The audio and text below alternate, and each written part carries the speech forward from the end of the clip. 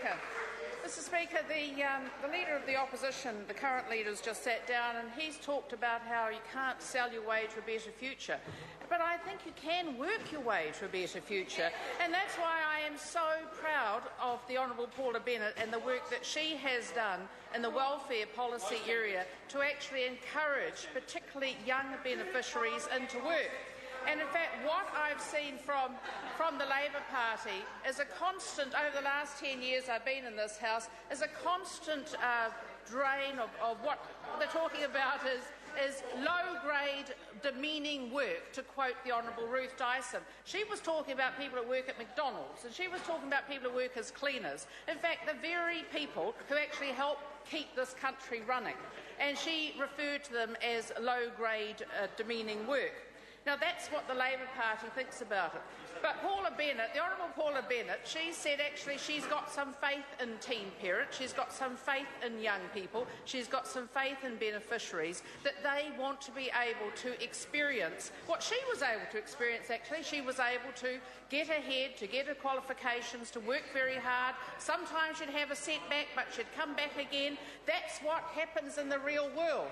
And what I heard yesterday in the House, Mr Speaker, was Materia Toure, a co-leader in the Greens, referring to women abandoning their children when they went to work.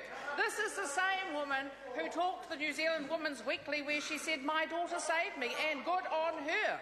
And frankly, she went on to talk about how, as a solo parent, she found the energy and the drive to go to university, to get herself a law degree, and I think most of us would say that's a fantastic achievement. Well done her. So why was she not abandoning her child? And the rest of us who were working mothers, we apparently abandoned our children when we went back to work. Now, frankly, that is the sort of level of personal abuse that the Honourable Paula Bennett has had to put up with. And I think we'll mention Hone Harawira and the abuse in the New Zealand Herald today. Yes, people do wonder who is he. Well, actually, Paula Bennett has had the courage to do what no other Minister of Social Development has done in our lifetime, and that is to actually have enough faith in young people, particularly sole parents, to say to them, "I know you can do better. I'm going to help you do better." This is not about punishing parents. This is not about being difficult with parents. It's actually about giving them some choices, some options, some ability to get ahead. Because, frankly, the alternative, Mr Speaker, is a life of poverty in a State House, a life of poverty, nothing to leave to their children. And the Honourable David Cunliffe says, where are the jobs? Well, actually, there's an awful lot of jobs out there, Mr Cunliffe, and I suggest he just listen to what Minister Bennett said today in the House about the thousands and thousands of jobs. And he might be looking for a job, but I can tell him there's probably one on seek right now. He could do that now. But the fact is that your people will not get jobs without their education and the work ethic. And what Mr Cunliffe says, they're all stupid and lazy. Well, I'm sorry, I don't agree with that at all. I, in fact, think that we should have faith in people, and that where they need education and training, why can't they have it? Oh, and Annette King says caring for children's not a job. It is a job, she says. Yes, it is. It is. But you know what, Mrs King?